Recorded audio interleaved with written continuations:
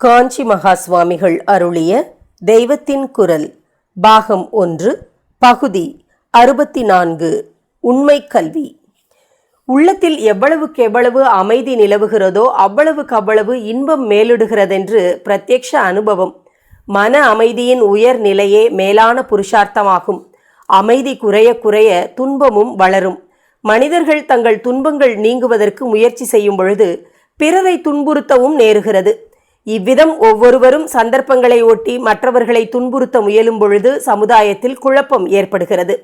அவ்விதம் குழப்பம் நேரும் போதெல்லாம் அதை அடக்கி அமைதியையும் சமாதானத்தையும் நிலைநிறுத்த அரசாங்க அதிகாரிகள் சட்டத்தின் மூலம் நடவடிக்கைகள் எடுக்கிறார்கள்.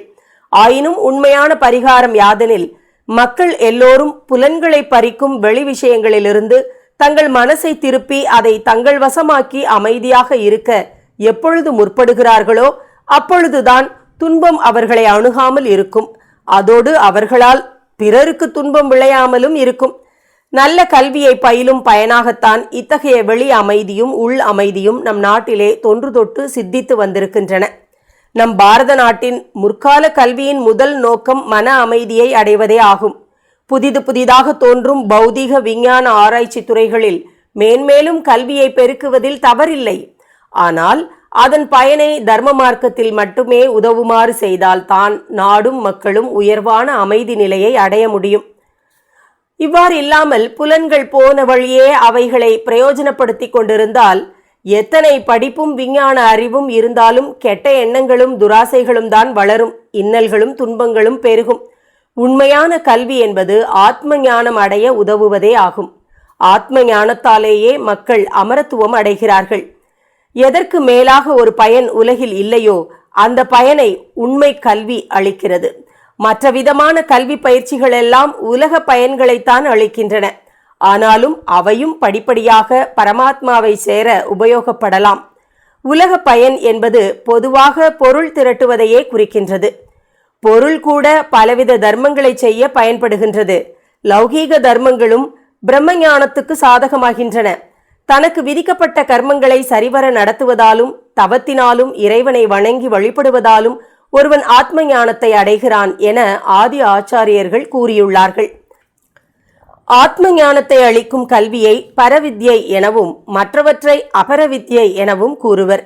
பரவித்யை என்னும் பிரம்ம ஞானம் இப்போது நமக்கு கொஞ்சம் கூட புலனாகாத பரம சத்தியத்தை நாம் அறிவதில் நேரான பலனை அளிக்கிறது. அஞ்ஞான இருளை போக்குகிறது. கண்களுக்கு புலனாகாத தர்மத்தின் லட்சணத்தை வேதம், ஸ்மிருதி இவைகளின் மூலமாகத்தான் அறிய முடியும்.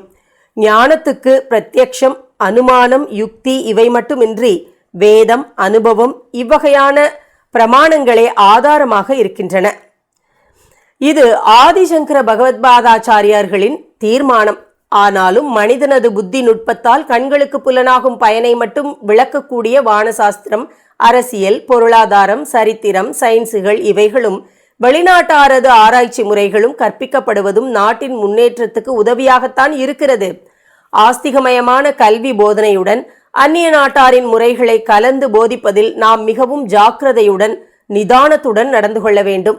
நமது ஆத்ம சுத்தி, அந்தரங்க சுத்தி, ஒழுக்கம் இவற்றை கல்வியின் உரு பயனாக கருத வேண்டும். நம் புலன்களுக்கு மட்டுமே சுக உணர்ச்சியையும் மகிழ்ச்சியையும் எளிதில் தரக்கூடிய வகையில் உள்ள எல்லா அம்சங்களையும் போதனா முறைகளிலிருந்து விலக்க வேண்டும்.